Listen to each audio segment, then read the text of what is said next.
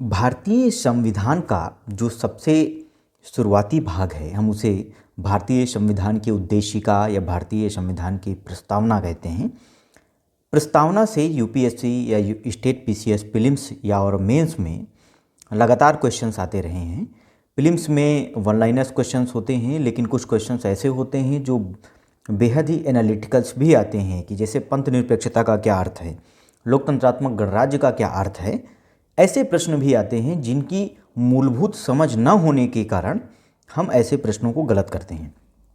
साथ ही साथ मेंस में भी प्रस्तावना से संबंधित कई प्रश्न आते हैं। उदाहरण के तौर पर, क्या भारतीय संविधान की प्रस्तावना से समाजवाद एवं पंथनिरपेक्ष शब्द को हटा देना चाहिए, क्योंकि 42वें संविधान संशोधन के तहत इनको जोड़ा गया था। इसलिए ये ऐसे प्रश्न भी बनते हैं। प्रस्तावना अपने आप में भारतीय संविधान का एक दर्शन है। हम प्रस्तावना के माध्यम से पूरे भारतीय संविधान का चरित्र यानी नेचर, उसकी आत्मा, उसकी आशाएं कि आखिर हम भारतीय संविधान से क्या आशाएं कर सकते हैं, क्या उम्मीदें कर सकते हैं, वह सब कुछ प्रस्तावना में अंतर्निहित है।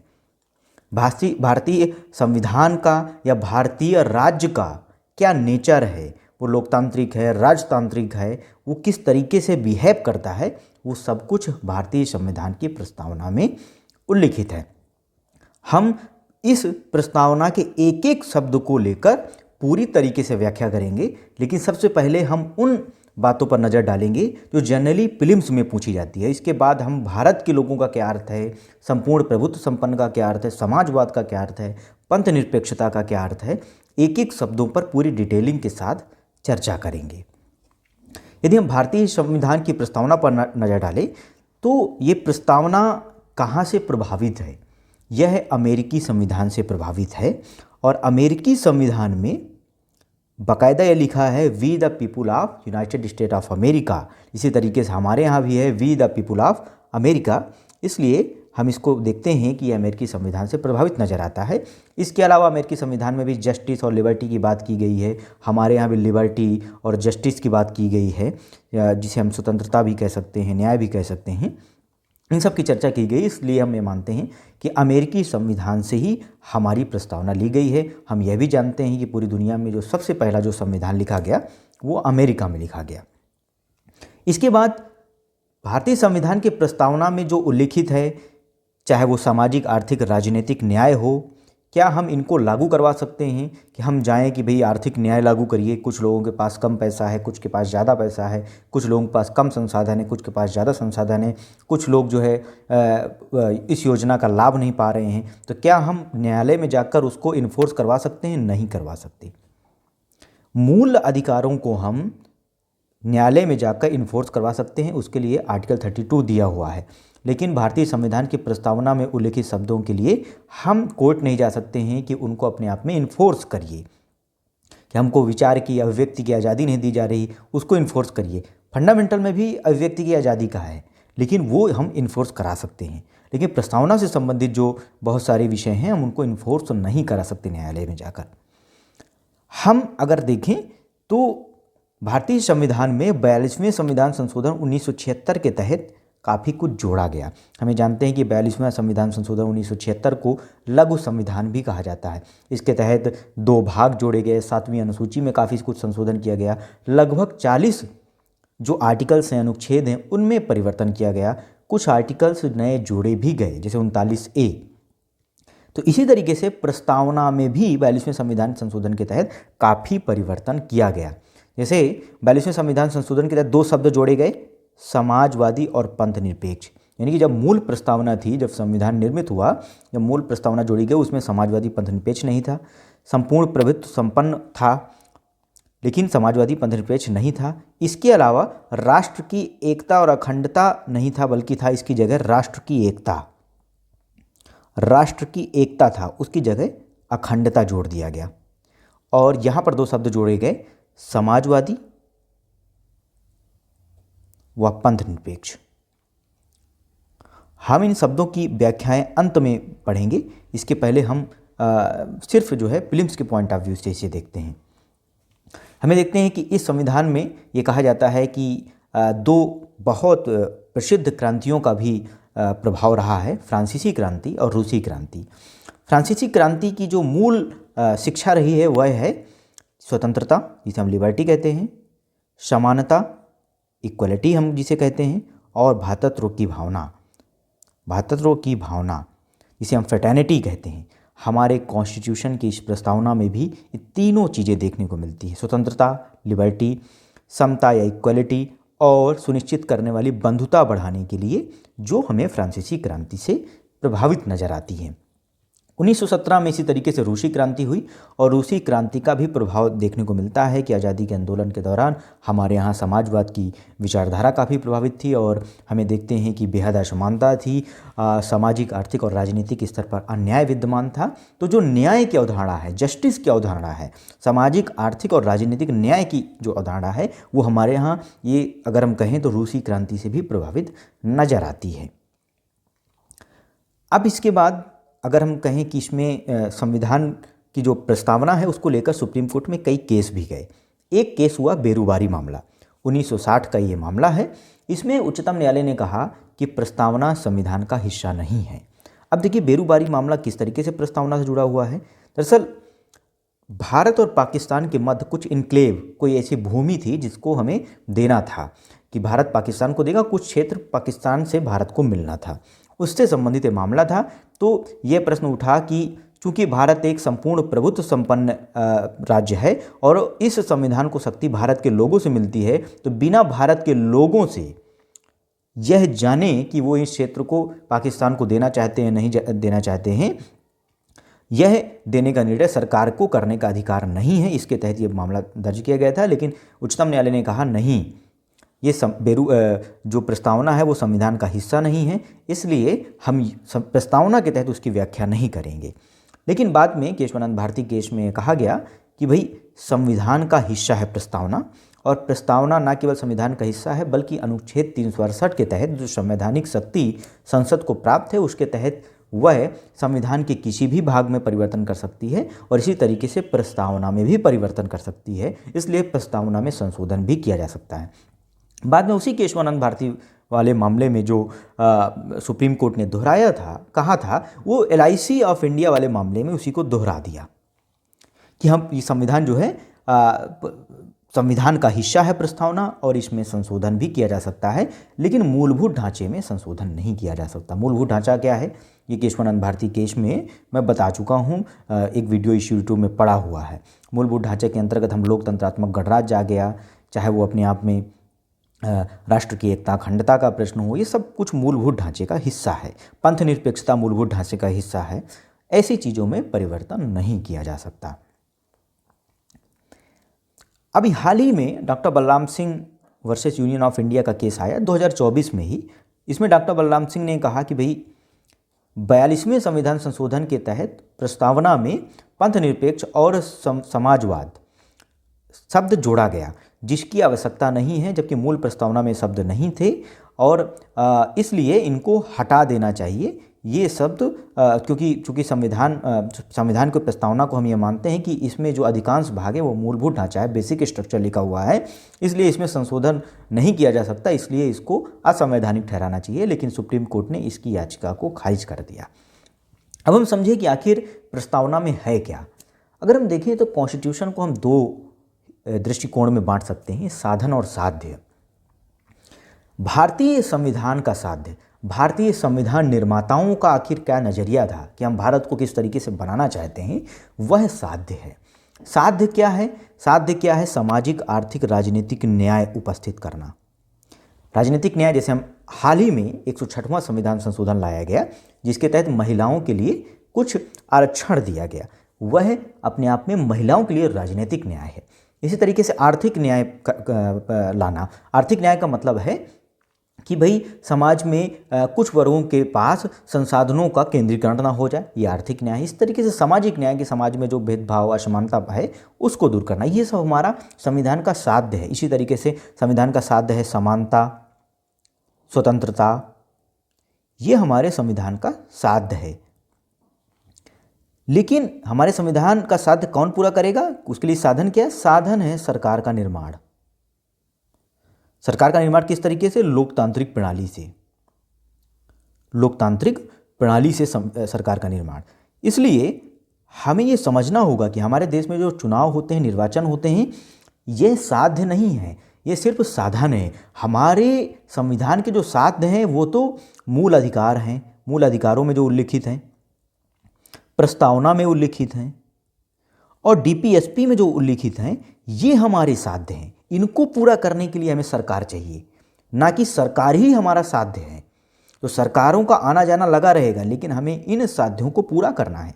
इसलिए चुनावों पर जो अपव्यय होता है, चुनावों पर जो हुल्लड़बाजी होती है, यह हमारा साध्य नहीं है। इसलिए वन नेशन वन इलेक्शन की चर्चा की जाती है कि भाई इलेक्शन कराना ही 5 वर्ष में हमारा लक्ष्य नहीं रह गया कि सब लोग इलेक्शन ही कराते घूम रहे हैं, बल्कि हमारा साध्य तो कुछ और है। उस साध्य को पूरा करने के लिए हमें सरकारें चाहिए। हम अपने प्रतिनिधि चुन के भेज रहे हैं कि वो हमारी जो इच्छाएं हैं, हमारी जो संविधान में लिखे गए अधिकार हैं, उनकी पूर्ति करें। ये सब बातें हैं प्रीलिम्स के दृष्टिकोण से। अब हम एक एक शब्द पर चर्चा करेंगे। सबसे पहले हम देखें, पहली बात, हम कॉन्स्टिट्यूशन को एक एक शब्द को अगर हम अर्थ निकालें कॉन्स्टिट्यूशन की प्रस्तावना की, तो बेहद रोचक है और बेहद समझने वाली है। पहला शब्द है हम भारत के लोग, we the people of India. इसका अर्थ क्या है, इसका क्या औचित्य है? We the people of India का मतलब है कि हमारे, अब देखिए इन्हीं शब्दों को मैं नीचे एक एक रूप में इस पेज में व्याख्यायित करूंगा। पहला शब्द है हम भारत के लोग, हम भारत के लोग,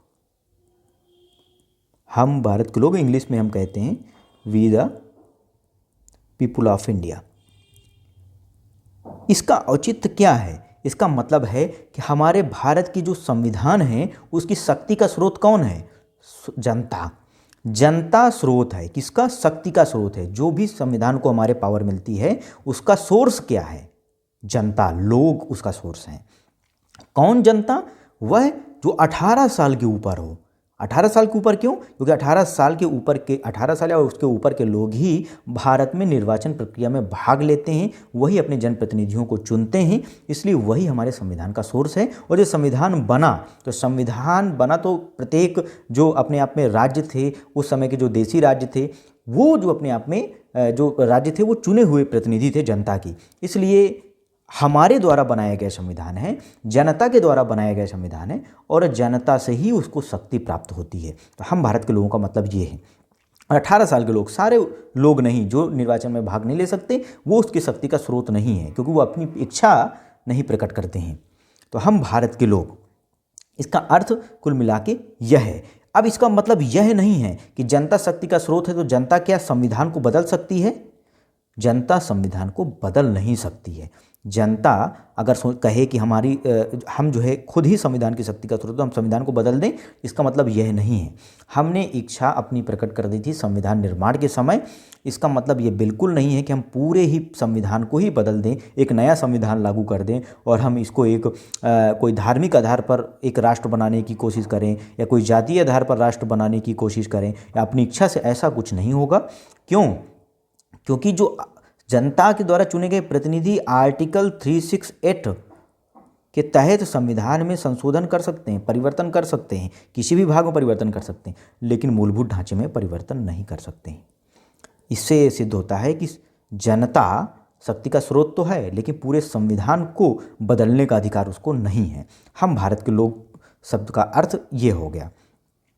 भारत को एक संपूर्ण प्रभुत्व संपन्न, अब संपूर्ण प्रभुत्व संपन्न का औचित्य क्या है? संपूर्ण प्रभुत्व संपन्न, संपूर्ण प्रभुत्व संपन्न, इसका अर्थ ये है कि हम या हमारा संविधान या हमारी चुनी गई सरकार, हम सब संपूर्ण प्रभुत्व संपन्न हैं। यानी कि कोई दूसरा देश हमारे आंतरिक मामलों में किसी भी रूप में हस्तक्षेप नहीं करेगा। हमारी सामाजिक, आर्थिक, राजनीतिक जो पॉलिसीज होंगी, जो नीतियां होंगी, उसके निर्धारण का अधिकार हमारे द्वारा चुनी गई सरकार के द्वारा किया जाएगा।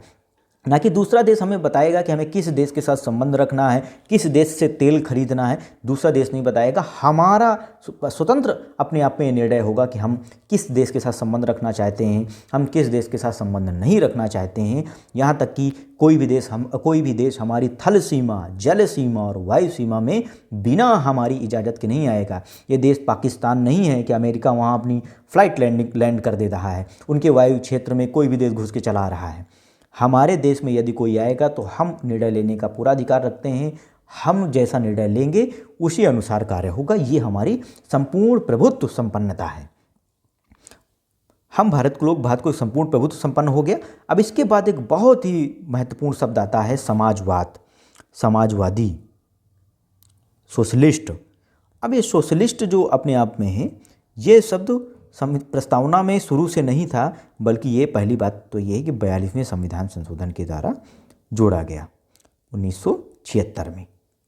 समाजवाद का अर्थ क्या है? देखिए, समाजवाद की अवधारणा यूरोप से निकली और काफ़ी प्राचीन अवधारणा है। लगभग ये मानिए कि जब ब्रिटेन में इंडस्ट्रियल रिवॉल्यूशन होता है तो वहाँ जिस तरीके से पहले जमींदार और कृषक थे, उसी तरीके से एक अगला वर्ग आता है औद्योगिक क्रांति से, पूंजीपति और मजदूर। और ये देखा गया कि वहाँ जो उद्योगपति हैं वो निरंतर अमीर होते गए और मजदूर जो शहरों में काम कर रहे थे वो बदहाल स्थिति में रह रहे थे और उनकी स्थिति बहुत बुरी थी। इस वजह से इनकी जो असमानता पैदा हो गई, पूंजीपति अमीर होते गए, मजदूर गरीब होते गए। तो ब्रिटेन में और यूरोप के कुछ क्षेत्रों में समाजवाद की अवधारणा आई। समाजवाद की अवधारणा का मतलब ये था कि भाई हम देखिए इनसे कुछ पैसा लें टैक्स के रूप में या किसी भी रूप में और मजदूरों का वेलफेयर करें। हमें मजदूरों की आर्थिक स्थिति को सुधारना होगा, यानी कि असमानता को कम करना होगा, यानी कि कल्याणकारी कार्य करना होगा। तो समाजवाद ये है कल्याणकारी कार्य, असमानता को दूर करना, समाज के सभी वर्गों को समावेशी रूप से विकास की अवस्था में पहुँचाना। हालांकि समाजवाद को सबसे ज़्यादा प्रसिद्ध किया कार्ल मार्क्स ने।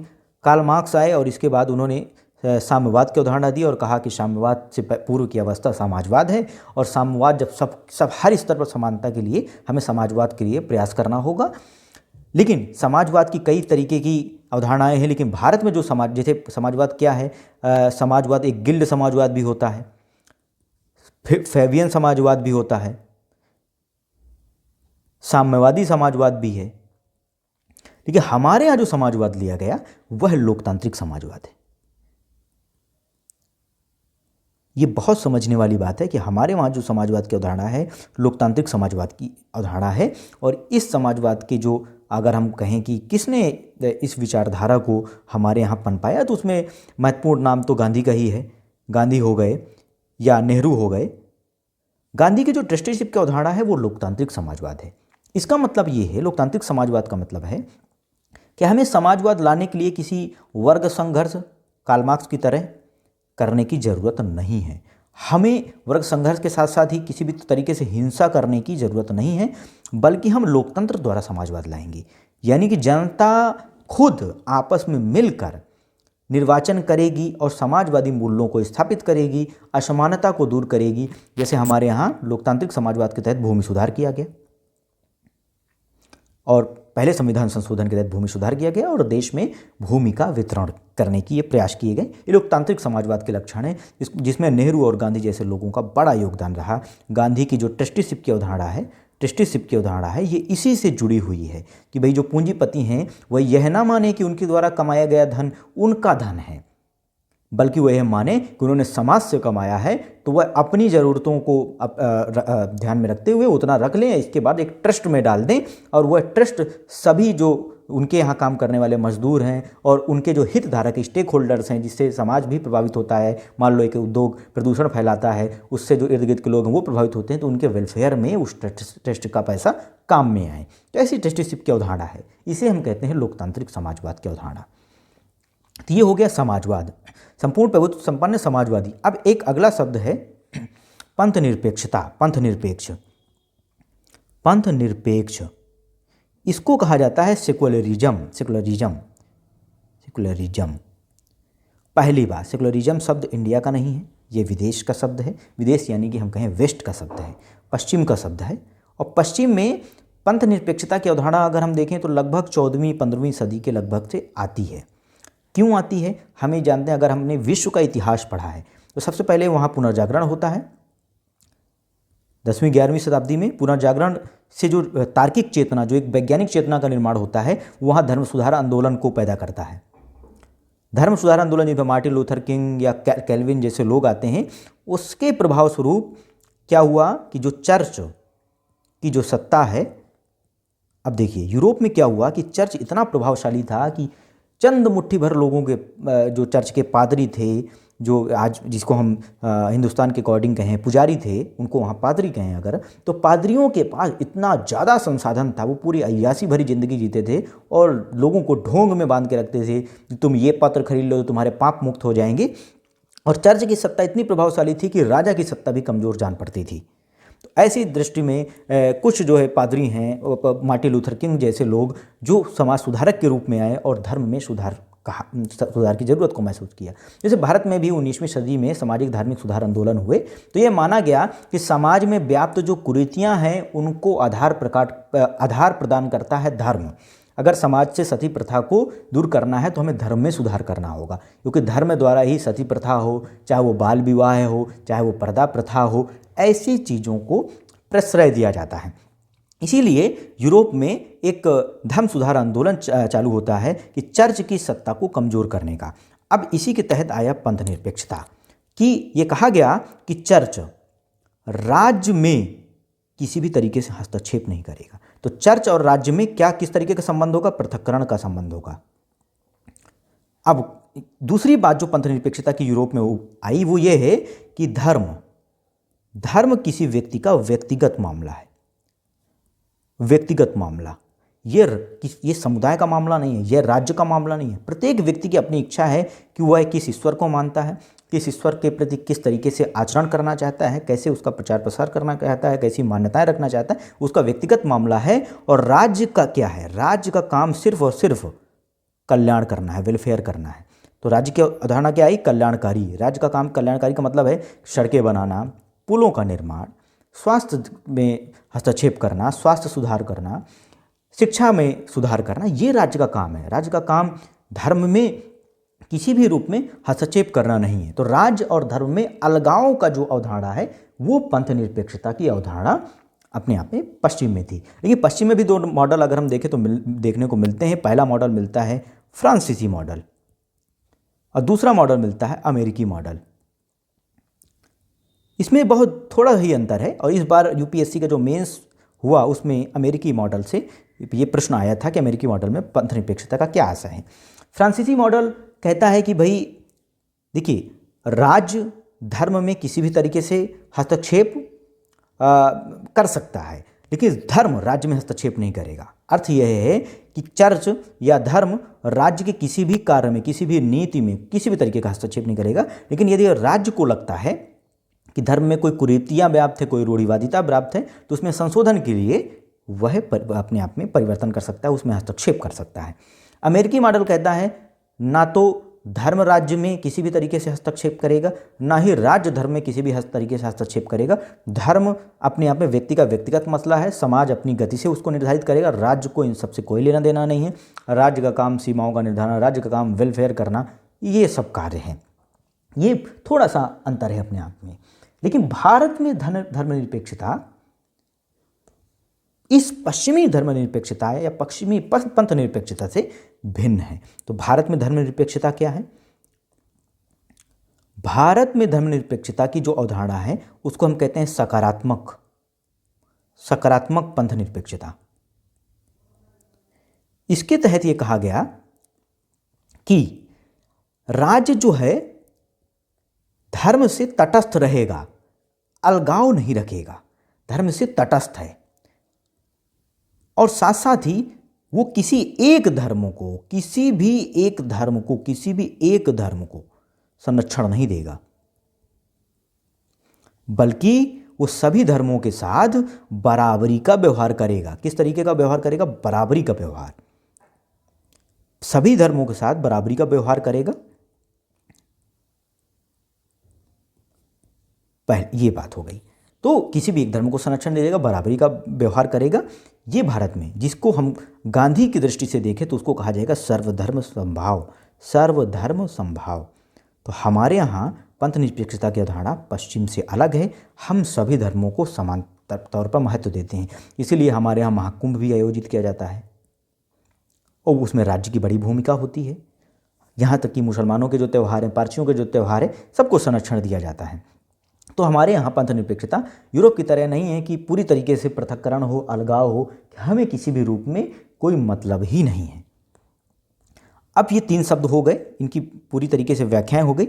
लोकतंत्रात्मक गणराज्य। देखिए, लोकतंत्रात्मक गणराज्य का औचित्य क्या है, लोकतंत्र का मूल मतलब क्या है। लोकतंत्र की कई तरीके की परिभाषा चलती हैं, इतनी परिभाषाएं चलती हैं कि उनको हर एक परिभाषा को उठाना बड़ा मुश्किल है। जैसे अब्राहम लिंकन कहते हैं, for the people, of the people, by the people. लोगों द्वारा, लोगों के लिए, लोगों से जो चुनी गई सरकार होती है, वह लोकतंत्र है। तो शासन किस तरीके से चलेगा, लोकतांत्रिक रूप से चलेगा। अब देखिए, लोकतंत्र क्या है, राजतंत्र से भिन्न है। लोकतंत्र से पूर्व हर जगह किसका कौन सी प्रणाली प्रचलित थी, राजतंत्र। राजतंत्र में क्या है, राजा होता है, और राजा कौन होता है, वंशानुगत होता है। राजा का बाप भी राजा, राजा का बेटा भी राजा। तो एक किंग की जो अवधारणा है वो वंश के आधार पर होती है। चाहे वो राजा कितना भी अयोग्य हो, चाहे वो राजा कितना भी दुराचारी भ्रष्टाचारी हो, वो राजा ही बना रहेगा, एक परिवार का शासन चलेगा। और दूसरा बात, कोई संविधान वगैरह नहीं होगा, राजा की इच्छा ही प्रमुख है। राजा ने कहा कि राजा की इच्छा प्रमुख है। राजा ने कहा कि इस व्यक्ति को मृत्युदंड दिया जाए तो दिया जाए। उदाहरण के तौर पर, राजा आज खुश हैं, राजा का इतने खुश हैं कि किसी व्यक्ति ने किसी का मर्डर कर दिया, अरे छोड़ो इसको माफ़ कर दो। राजा की इच्छा है तो माफ़ कर दिया, राजतंत्र है। और दूसरा, राजा आज गुस्सा है तो किसी व्यक्ति ने सिर्फ जो है किसी की बकरी चुराई थी, उसको मृत्युदंड दे दिया। राजा की इच्छा सर्वोच्च है। तो राजतंत्र बड़ा अनाचारी होता है, वो किसी एक व्यक्ति की इच्छा पर केंद्रित होता है। और विधायिका, कार्यपालिका और न्यायपालिका तीनों शक्तियाँ, यानी कि न्याय की शक्ति, किसी की क्रियान्वयन की शक्ति, सब राजा में केंद्रित हो जाती हैं। तो पूरी तरीके से एक केंद्रीकृत सत्ता को वो प्रदर्शित करता है। लोकतंत्र भिन्न है। जब ये देखा गया कि राजतंत्र दुनिया भर में आम लोगों के शोषण का कारण बनता है और बहुत वेलफेयर नहीं कर पाता, तो लोकतंत्र की अवधारणा यूरोप में प्रचलित होती है और धीरे धीरे पूरे विश्व में यह आती है। हालांकि लोकतंत्र के प्राचीन रूप तो भारत और में बहुत पहले से थे। अमेरिका में भी, यूरोप में भी ग्रीक शासन के अंतर्गत थोड़ा दिखते हैं, और भारत में भी है। हम वैदिक काल में लोकतांत्रिक प्रणाली देखते हैं, लेकिन जो आधुनिक लोकतंत्र का आशय है वो यूरोप में उत्पन्न हुआ। इस लोकतंत्र का मतलब क्या है कि विकेंद्रीकृत शासन, यानी कि जो भी अपने आप में शक्ति के सोर्स हैं उनमें विकेंद्रीकरण होना चाहिए। तो इसीलिए कहा गया कि 3 अंग होंगे सरकार के, विधायिका, कार्यपालिका और न्यायपालिका। और इनमें जो है शक्ति के पृथक्करण का सिद्धांत अपने आप में लाया जाएगा। टॉलस्टॉय जैसे लोग, या अपने आप में बहुत सारे ऐसे लोग प्रसिद्ध हुए जिन्होंने इसकी वकालत की कि विधायिका, कार्यपालिका और न्यायपालिका में पृथक्करण हो। जब शक्ति का पृथक्करण होगा, किसी एक अंग के पास शक्ति का केंद्रीकरण नहीं होगा राजतंत्र की तरह, तो अपने आप में तानाशाही शासन लागू करना मुश्किल हो जाएगा। ये लोकतंत्र की मूल बात है। और इनमें जो लोग होंगे ये वंशानुगत आधार पर नहीं होंगे, ये जनता द्वारा चुने गए होंगे, जनता द्वारा चुने गए होंगे। और इनका लोकतंत्र का मूल औचित्य क्या होगा, प्रत्येक निश्चित समय में सरकारों का चुनाव, ताकि अगर हमें लग रहा है, जनता को ये लग रहा है कि जो लोकतंत्र में चुनी गई सरकार है वो ठीक से कार्य नहीं कर रही, तो उसको बदला जाए। तो हम निश्चित समय में कहें तो हम क्या कह सकते हैं, कुल मिला के इन तीनों बातों को, कि एक सीमित सरकार। लोकतंत्र का मूल अर्थ है सीमित सरकार। सरकार असीमित नहीं है, जिस तरीके से राजतंत्र में है, वो कुछ भी नहीं कर सकती है, उसकी सीमाएं हैं। और वह सीमाएं कौन निर्धारित करेगा, कॉन्स्टिट्यूशन निर्धारित करेगा, वह जनता द्वारा निर्वाचन करके निर्धारित करेगा। इसलिए समानता हम देखते हैं कि जहाँ लोकतंत्र होता है वहाँ संविधानवाद जरूर होता है, संविधान के मूल्यों को जरूर लागू किया जाता है। लेकिन जहाँ संविधान हो वहाँ लोकतंत्र जरूरी नहीं। नॉर्थ कोरिया में भी संविधान है लेकिन वहाँ लोकतंत्र नहीं है। लेकिन जहाँ लोकतंत्र है वहाँ संविधानवाद की अवधारणा जरूर होती है, चाहे वो स्वतंत्रता की अवधारणा हो, समानता की अवधारणा हो, ऐसी अवधारणा जरूर चलती है। एक हो गया लोकतंत्र, दूसरा हो गया गणतंत्र। देखिए, इनमें लोकतंत्र और गणतंत्र में मूलभूत अंतर है, लेकिन दोनों का मतलब ये है कि जनता का शासन। लेकिन मूलभूत ये अंतर है कि एक ग्रीक की अवधारणा है, एक लैटिन की अवधारणा है। लेकिन जो वर्तमान में गणतंत्र का जो औचित्य चलता है वो ये है कि हेड ऑफ स्टेट, यानी कि जो राज्य का प्रमुख है वह निर्वाचित होना चाहिए। जैसे ब्रिटेन में हम देखें ब्रिटेन में जो राज्य का प्रमुख है वह निर्वाचित नहीं है। वह कौन है? राजा या रानी होती हैं, जो वंशानुगत रूप से चला रहा है। लेकिन भारत में क्या है? भारत में अपने आप में निर्वाचन से राष्ट्रपति का चुनाव होता है। निर्वाचन चाहे वो प्रत्यक्ष ना हो, लेकिन अप्रत्यक्ष तो है, लेकिन वो कोई वंशानुगत शासन तो नहीं है। तो राष्ट्रपति जो हमारे भारत का, हमारे संविधान का सबसे बड़ा जो पद है वो राष्ट्रपति का पद है, वो निर्वाचित होता है। इसलिए हम उसको कहते हैं गणतांत्रिक प्रणाली हमारे यहाँ है। इसका मतलब है कि हमारे देश का कोई भी आम से आम व्यक्ति भी राष्ट्रपति बन सकता है। कितनी शानदार अवधारणा है कि कोई भी, कितना भी गरीब हो, किसी भी जाति का हो, कोई भी उसका लिंग हो, किसी भी कम्युनिटी से आता हो, वो भारत का राष्ट्रपति बन सकता है। द्रौपदी मुर्मू हमारे भारत की पहली ट्राइबल जो अपने आप में प्रेसिडेंट बनती हैं, दूसरी महिला हैं। देखिए, सभी लोगों को पहुंचने का मौका हो जाना, ये अब अपने आप में गणतांत्रिक प्रणाली को दिखाता है। अब इसके बाद जो शब्द आता है न्याय। न्याय के बारे में बता चुका हूँ कि सामाजिक, आर्थिक और राजनीतिक न्याय। राजनीतिक न्याय का अर्थ ये है कि जो राजनीतिक व्यवस्था है, जो सरकार है, उसमें हर एक वर्ग का प्रतिनिधित्व होना चाहिए। ऐसा नहीं होगा कि कुछ निश्चित लोग ही हो गए। जैसे पहले एक वर्ण व्यवस्था थी हमारे यहाँ कि भाई क्षत्रिय ही शासन चलाएंगे या ब्राह्मण ये करेंगे। नहीं, जो योग्य है, जो जनता की इच्छाओं का वास्तविक प्रतिनिधित्व कर सकता है, उस व्यक्ति को राजनीतिक सत्ता में बराबर हिस्सेदारी होनी चाहिए। और हर एक व्यक्ति को मताधिकार होना, ये नहीं कि कुछ लोगों को दो वोट देने का अधिकार मिल जाए, किसी को एक वोट देने का अधिकार मिल जाए। नहीं, राजनीतिक न्याय का मतलब है कि हर एक व्यक्ति को बराबर अधिकार देना। इसलिए भारतीय संविधान में प्रत्येक व्यक्ति को एक ही वोट देने का अधिकार दिया गया, चाहे वो कितना भी अमीर हो, चाहे वो गरीब हो, किसी भी जाति का हो, किसी भी लिंग का हो, हर व्यक्ति एक ही वोट दे सकता है। यानी कि प्रत्येक व्यक्ति हमारे यहाँ बराबर है राजनीतिक तौर पर। आर्थिक न्याय का अर्थ इतना है कि भाई संसाधनों पर किसी का एक वर्ग का नियंत्रण नहीं होगा, कि कोई एक वर्ग है जो प्रभुत्वशाली है वो संसाधनों पर नियंत्रण कर ले। वो किसी भी देश के जो संसाधन है वो उस देश के नागरिकों के हैं, और उस देश के जो नागरिक हैं वह निर्धारित करेंगे कि संसाधनों का किस तरीके से आवंटन किया जाए। संसाधनों के आवंटन के द्वारा अधिकतम कल्याण की भावना जो होती है वह अपने आप में आर्थिक न्याय को सुनिश्चित करती है। तीसरा है सामाजिक न्याय।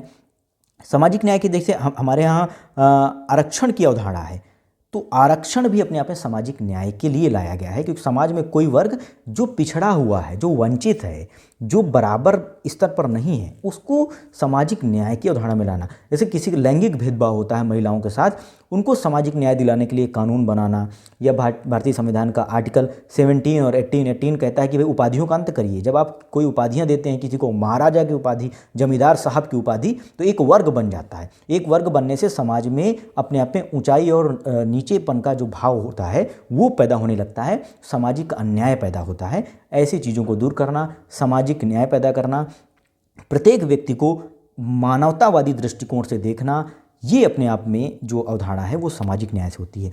अक्सर एक नई बात मैं आपको अगर इस पर चर्चा करूं तो ये है कि भाई देखिए, पहले राजनीतिक न्याय आएगा, पहले आर्थिक न्याय आएगा, सामाजिक न्याय। हमेशा समझिए, किसी भी समाज में अगर सामाजिक न्याय और आर्थिक न्याय लाना है तो पहले राजनीतिक न्याय होता है। इसलिए चाहे आप जितनी भी क्रांति देखिए, वो सब क्रांति का उद्देश्य क्या है? राजनीतिक सत्ता में परिवर्तन। तो सबसे पहले राजनीतिक न्याय आएगा। राजनीतिक स्तर पर जब लोगों की भागीदारी होती है, समावेशिता होता है, तो आर्थिक न्याय आता है। और आर्थिक न्याय अपने आप में अर्थव्यवस्था में ऐसे परिवर्तन करिए, ऐसी योजनाएं चलाइए, ऐसे कार्यक्रम चलाइए कि लोगों की भलाई होने लगे और लोगों का उत्थान होने लगे जो वंचित वर्ग से हैं, तो अपने आप में सामाजिक न्याय आ जाता है। तो राजनीतिक न्याय अपने आप में आर्थिक न्याय और सामाजिक न्याय पैदा करता है। लेकिन ये सोचे कि हम सामाजिक न्याय कर देंगे सीधे, ये पॉसिबल नहीं होता, पहले राजनीतिक न्याय होता है। इसलिए अगर महिलाओं को 106वें संविधान संशोधन के तहत आरक्षण दिया गया है तो वो अपने आप में सामाजिक न्याय को पैदा करेगा, आर्थिक भूमिकाएं बढ़ाएगा, उनकी समाज में भूमिका बढ़ाएगा, और आर्थिक और सामाजिक न्याय भी अपने आप में होने लगेगा। अब इसके बाद जो शब्द है विचार, अभिव्यक्ति, विश्वास, धर्म और उपासना की स्वतंत्रता। देखिए, विचार की स्वतंत्रता।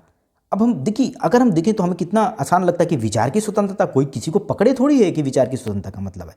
विचार की स्वतंत्रता का अर्थ बहुत व्यापक है दोस्तों, हम इसको संकीर्ण अर्थ में ना लें। विचार की स्वतंत्रता का अर्थ है हम देश में शिक्षा का स्तर इस तरीके से रखें, कोई सरकार इस तरीके से शिक्षा को मोल्ड ना करे अपने अनुसार से कि उसको कुछ सीमित विचार मिले, कि उतने में ही वो रह जाए। बल्कि विचार की स्वतंत्रता का अर्थ है उसको ऐसी शिक्षा मिले जो वैश्विक हो, ताकि उसकी विचार प्रणाली वैश्विक हो। उसको ऐसी शिक्षा मिले वो किसी भी एक विचार में बंधने ना पाए, खुलेपन से अपने आप में निहित हो, प्रगतिशील हो।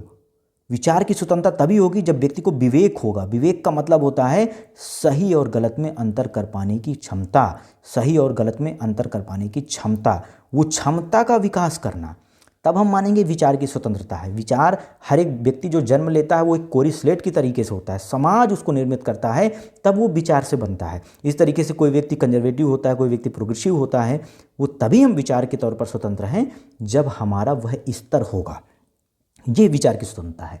विचार की स्वतंत्रता के बाद आता है अभिव्यक्ति की स्वतंत्रता। अभिव्यक्ति की स्वतंत्रता, हमारे मूल अधिकार में भी अभिव्यक्ति की स्वतंत्रता की चर्चा की गई है, राइट टू एक्सप्रेशन की चर्चा की गई है। अभिव्यक्ति की स्वतंत्रता का औचित्य वास्तव में है क्या दोस्तों? अभिव्यक्ति की स्वतंत्रता का अर्थ है कि भाई हम जो चाहें वो बोल सकें। मतलब इसका मतलब यह नहीं किसी को हम गाली दे दें, किसी के साथ बुरा करें। अभिव्यक्ति की स्वतंत्रता असीमित नहीं है, लेकिन अभिव्यक्ति की ये स्वतंत्रता कि हम किसी व्यक्ति से असहमत हैं तो अपनी असहमति दर्ज करा सकें, विवादों का शांतिपूर्ण अपने आप में निपटान कर सकें। किसी से हमारा विवाद हो सकता है, हम उसे शांतिपूर्ण तरीके से निपटा सकें, अपनी अभिव्यक्ति अपनी बात तो रख सकें। ये अभिव्यक्ति की स्वतंत्रता है और अभिव्यक्ति की स्वतंत्रता को लोकतंत्र का मूल मर्म कहते हैं। किसी भी देश में लोकतंत्र है तो लोकतंत्र का मूल मर्म ही अपने आप में अभिव्यक्ति की स्वतंत्रता है। अब दोस्तों आर्टिकल 21 में कहा गया है कि हमारे लिए जीवन का अधिकार है, प्राण एवं दैहिक स्वतंत्रता है, बेहद सीमित चीज़ है। जब तक आर्टिकल 21 में ये अभिव्यक्ति की स्वतंत्रता नहीं है, आर्टिकल 19, तो जब तक अभिव्यक्ति की स्वतंत्रता नहीं है तो जीवन गरिमापूर्ण कैसे हो सकता है? तो गरिमापूर्ण जीवन की स्वतंत्रता अनुच्छेद 21 के तहत तभी पूरी होगी जब आर्टिकल 19 होगा, यानी कि अभिव्यक्ति की स्वतंत्रता होगी। तो अभिव्यक्ति की स्वतंत्रता का बेहद महत्वपूर्ण है लोकतंत्र में भी, अपने व्यक्तिगत जीवन में भी। और हम जब बात करते हैं कि हमको सामाजिक लोकतंत्र भी लाना है, हमें सिर्फ राजनीतिक लोकतंत्र नहीं चाहिए। अंबेडकर बार बार कहते हैं कि राजनीतिक स्तर पर वोट दे देना, कि सब कोई वोट डाल सकता है, हर व्यक्ति निर्वाचन में या प्रत्याशी बन सकता है, खड़ा हो सकता है, सिर्फ इतना ही नहीं, सामाजिक स्तर पर लोकतंत्र लाना कि प्रत्येक व्यक्ति को यह आज़ादी हो कि वह क्या कपड़े पहनना चाहता है, किससे विवाह करना चाहता है, कहाँ घूमना चाहता है, कहाँ रहना चाहता है, इन सब की स्वतंत्रता मिलनी चाहिए। यह सामाजिक लोकतंत्र है, यह अपने आप में अभिव्यक्ति की आज़ादी का ही उपज है। तीसरा है विश्वास, विश्वास की स्वतंत्रता। देखिए विश्वास और आस्था दो शब्द हैं। आस्था और विश्वास में अंतर सिर्फ इतना है कि आस्था जो है पारलौकिक होती है जरूरी अनिवार्य रूप से, लेकिन विश्वास पारलौकिक हो जरूरी नहीं है, यही लौकिक भी हो सकता है। मतलब इस संसार में रहते हुए हमें किसी व्यक्ति पर, किसी विचार पर विश्वास हो सकता है। हमें इस बात की स्वतंत्रता है कि हम किस चीज़ पर विश्वास करें, किस चीज़ पर नहीं। आस्था मतलब होता है, पारलौकिक मतलब होता है ईश्वर पर हमारी आस्था है कि नहीं है, हमारे धार्मिक मान्यताओं पर हमारी आस्था है कि नहीं है। ये सब जो है आस्था, विचार, व्यक्ति, विश्वास, आस्था, धर्म और उपासना की स्वतंत्रता। उपासना मतलब होता है कि किसी भी तरीके के आचरण करने की स्वतंत्रता, चाहे वो धार्मिक आचरण हो या कोई अन्य आचरण हो, उन सबके आचरण करने की स्वतंत्रता। अब इसके आगे जो शब्द है वह प्रतिष्ठा और अवसर की समता। दोस्तों इमैनुअल कांट ने बहुत महत्वपूर्ण बात कही थी कि प्रत्येक व्यक्ति, चाहे वो अपराधी ही क्यों ना हो, चाहे वो कितना भी गरीब क्यों ना हो, लेकिन उसको न्यूनतम प्रतिष्ठा मिलनी चाहिए, क्योंकि अंततः है तो वह मनुष्य। उस व्यक्ति को जो भी बनाया है इस समाज ने ही बनाया है, लेकिन उसको इतना गरिमा का तो हकदार है जो एक छोटा से छोटा मनुष्य भी, गरीब से गरीब मनुष्य भी हकदार होता है। इसलिए प्रतिष्ठा अपने आप में बहुत ज़रूरी चीज़ है। प्रत्येक व्यक्ति को जो चाहिए होता है वह प्रतिष्ठा है, इतनी प्रतिष्ठा ताकि वो समाज में सिर उठा कर चल सके। ऐसा नहीं कि उसको सिर झुका कर चलना पड़े, ऐसा नहीं कि उसको सिर में झाड़ू लगाकर पीछे झाड़ते हुए चलना पड़े, ऐसा नहीं। प्रत्येक व्यक्ति को, किसी भी वर्ण का हो, किसी भी जाति का हो, कोई भी उसका लिंग हो, उसको न्यूनतम प्रतिष्ठा तो मिलनी ही चाहिए। ये प्रतिष्ठा की बात है। अवसर की समता, अवसर की समता का मतलब है दोस्तों, आज हम देखते हैं कि कोई व्यक्ति प्राइवेट स्कूल में पढ़ रहा है अंग्रेजी मीडियम में, और कोई व्यक्ति गवर्नमेंट स्कूल में पढ़ रहा है। अवसर की समता कहाँ है। निम्न वर्ग के व्यक्ति जो बेहद गरीब हैं, दलित वर्ग के व्यक्ति हैं, उनको इतने सुअवसर नहीं हैं कि वो बड़े बड़े अमीर वालों की जो स्कूल्स में पढ़ सकें। तो अवसर की समता कहाँ है। इसलिए ये कॉन्स्टिट्यूशन कहता है कि हर एक व्यक्ति को अवसर की समता चाहिए। वो इस देश में जो भी चाहे, कोई पेशा करना चाहे वो पेशा कर सके, अपना जो भी उसको अपना कैरियर चुनना है वो अपना कैरियर चुन सके, जो भी शिक्षा प्राप्त करना है वो शिक्षा प्राप्त कर सके। इन सब की स्तर पर समानता होना चाहिए, किसी के साथ भेदभाव नहीं होना चाहिए। ये अवसर की समता है। तथा प्राप्त कराने के लिए तथा उन सब में व्यक्ति की गरिमा, हमने बताया कि गरिमा बहुत महत्वपूर्ण चीज़ है। गरिमा का मतलब है कि हमारा सिर्फ जो है शारीरिक ही नहीं, मानसिक ही नहीं, बल्कि सामाजिक जो हैसियत है वो बरकरार रहे, ये गरिमा है। साथ ही राष्ट्र की एकता और अखंडता, एक शब्द है राष्ट्र की एकता और अखंडता। एकता व अखंडता, हम जानते हैं कि पहले सिर्फ राष्ट्र की एकता शब्द था, 42वें संविधान संशोधन के तहत अखंडता शब्द को जोड़ा गया। अब एक बहुत गौर करने वाला, एकता का मतलब है कि हमारे देश में जो भी जितने भी वर्ग रह रहे हैं, जितने भी लोग रह रहे हैं, सभी यूनिटी के साथ रहें।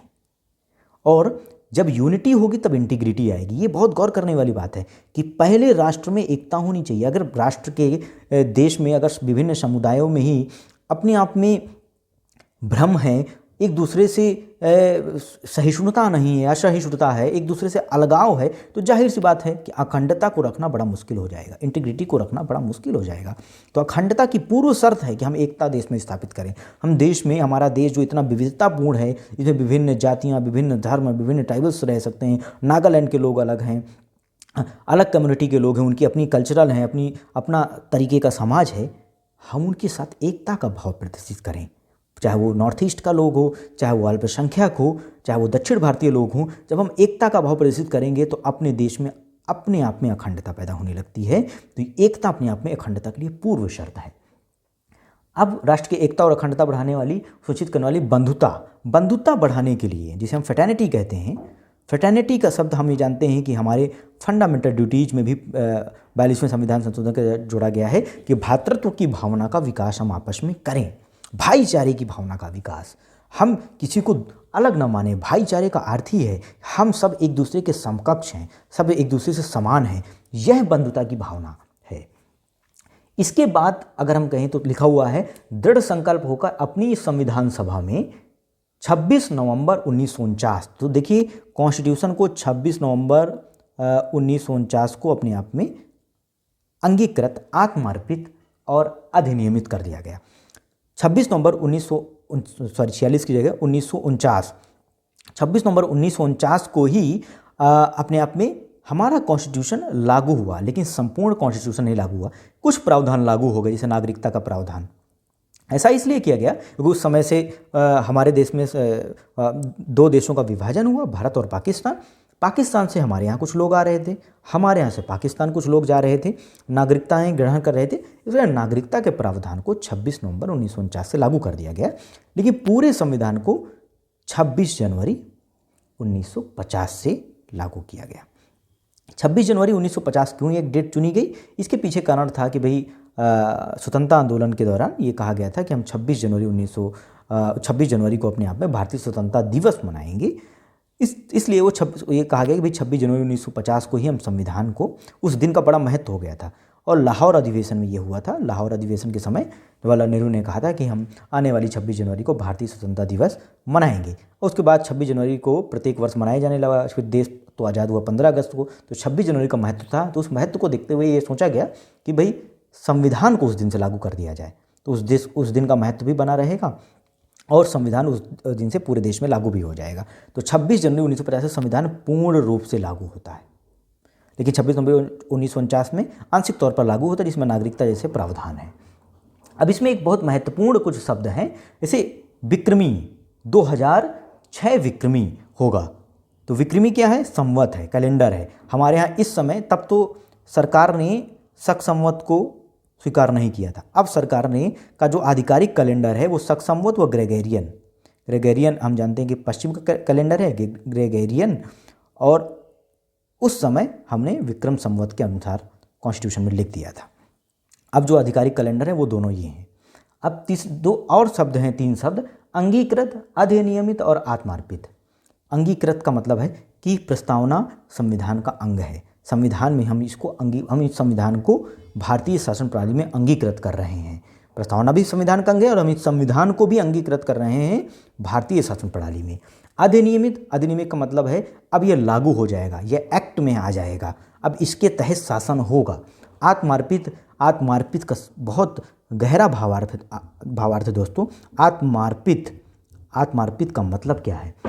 आत्मार्पित का मतलब यह है कि हम इस संविधान में जो निहित मूल्य हैं उन मूल्यों को हम अपने व्यक्तित्व में उतारेंगे और संविधान के अनुरूप आचरण करेंगे, क्योंकि संविधान बिना लोगों के लागू नहीं हो सकता। इसलिए कहा जाता है संविधान चाहे जितना भी अच्छा हो, अगर उस देश के नागरिक अच्छे नहीं हैं तो वो संविधान पूरी तरीके से लागू नहीं हो सकता, अच्छी तरीके से लागू नहीं हो सकता। आत्मार्पित शब्द उसी बात को व्याख्यायित करता है। इस तरीके से प्रस्तावना का लगभग सारा पार्ट, एक एक चीज़ कवर हो चुका है, एक एक शब्द कवर हो चुके हैं, एक एक शब्दों के अर्थ कवर हो चुके हैं। प्रीलिम्स और मेंस दोनों पर खूब आराम से लिखा जा सकता है।